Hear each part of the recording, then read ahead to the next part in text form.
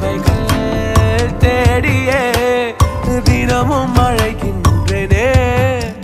இந்த தேவையில் ஈரே என்று உம்மை அழைக்கின்றேனே.